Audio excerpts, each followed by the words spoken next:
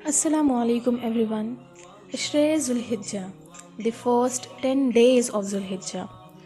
حج کے مہینے کے پہلے 10 دن ان ایام کی بڑی فضیلت ہے.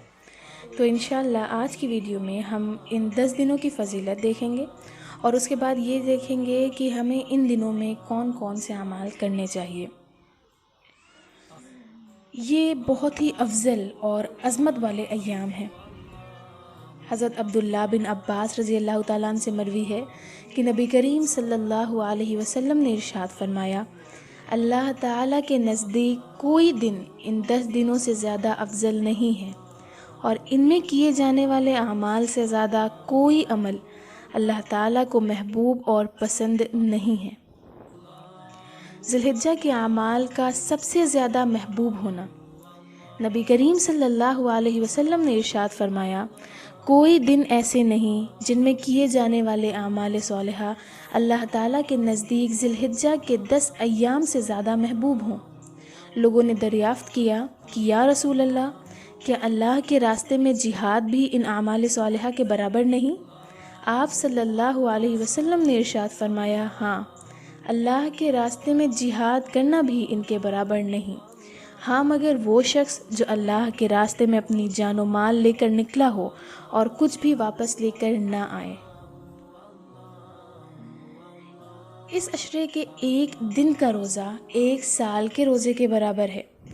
نبی کریم صلی اللہ علیہ وسلم کا ارشاد ہے، ذوالحجہ کے 10 دنوں میں ابتدائی 9 دنوں میں سے ہر دن کے روزے کا ثواب 1 سال کے روزے کے برابر ہے.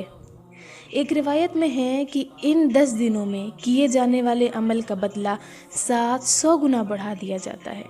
700 گنا بڑھا دیا جاتا ہے. سبحان اللہ. نبی کریم صلی اللہ علیہ وسلم کا ارشاد ہے کہ ذوالحجہ کے ان دنوں میں سے ہر رات کے قیام یعنی عبادت کا ثواب لیلۃ القدر کے عبادت کے برابر ہے. یعنی اس عشرے کی ہر رات لیلۃ القدر کے برابر ہے. اب سوال یہ آتا ہے کہ عشرہ ذوالحجہ کی اتنی فضیلت کیوں ہے؟ تو عشرہ ذوالحجہ کی برتری کا سبب یہی معلوم ہوتا ہے کہ اس میں نماز، روزہ، حج اور زکوٰۃ جیسی ساری عبادت جمع ہو جاتی ہے، جبکہ دوسرے دنوں میں ایسا نہیں ہوتا ہے.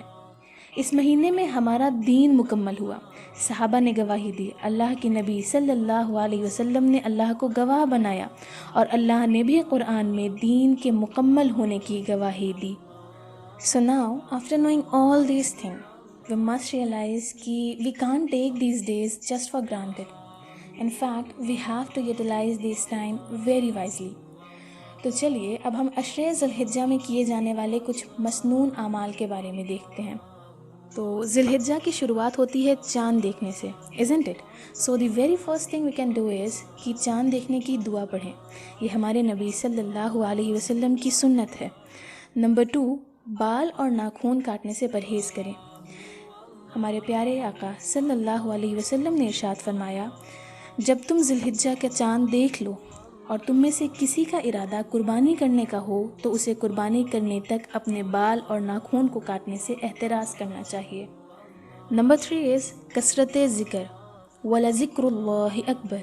اور اللہ کا ذکر تمام نیکیوں سے بڑا ہے. ان دنوں میں کثرت ذکر کو قرآن میں ہائی لائٹ کیا گیا ہے. تو ذکر میں سب سے پہلی چیز ہم کیا کر سکتے ہیں؟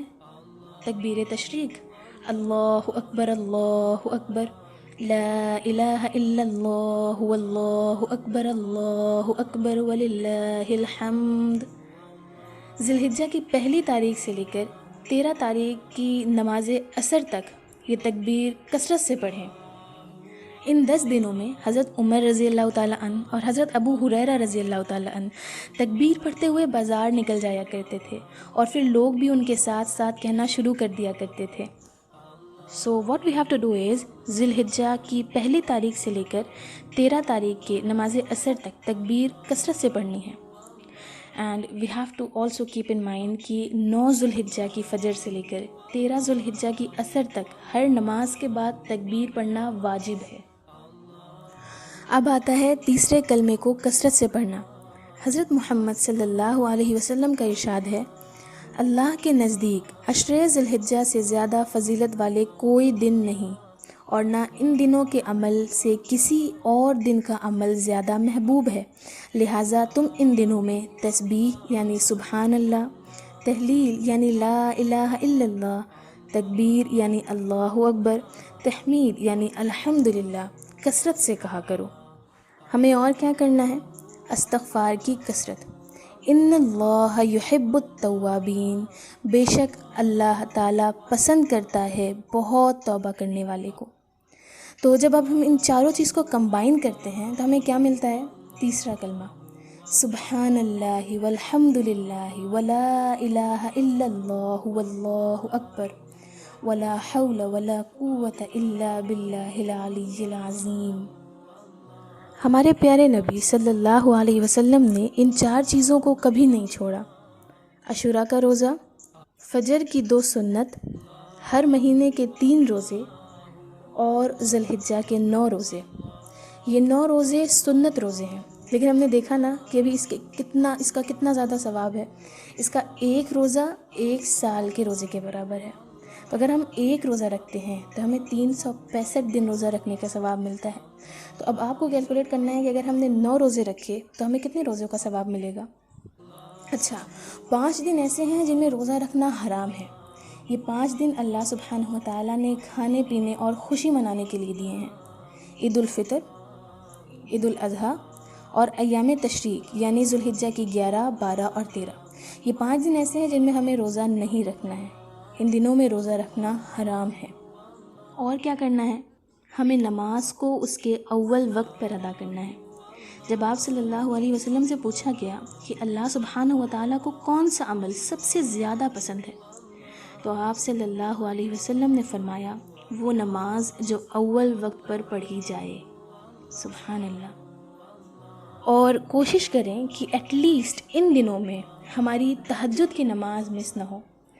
اللہ سبحانہ وتعالیٰ تہجد پڑھنے والوں کو رحمت کی نظر سے دیکھتے ہیں۔ آپ صلی اللہ علیہ وسلم نے ارشاد فرمایا، رات کے آخری پہلو میں اللہ سبحانہ وتعالیٰ پہلے آسمان پر آ کر پکارتے ہیں، ہے کوئی مجھ سے دعا مانگنے والا، میں اس کی دعا قبول کروں؟ کوئی ہے سوال کرنے والا، میں اسے عطا کروں؟ کوئی ہے مجھ سے مغفرت چاہنے والا، میں اس کی مغفرت کروں؟ سبحان اللہ۔ تہجد is like an arrow which does not miss its target۔ اور تہجد پڑھنے سے چہرے پر نور آتا ہے، دل نرم ہو جاتا ہے۔ تہجد میں لمبے سجدے کرنے سے چہرے میں بلڈ سرکولیشن زیادہ ہو جاتی ہے، جس سے چہرے میں ایک کشش آ جاتی ہے۔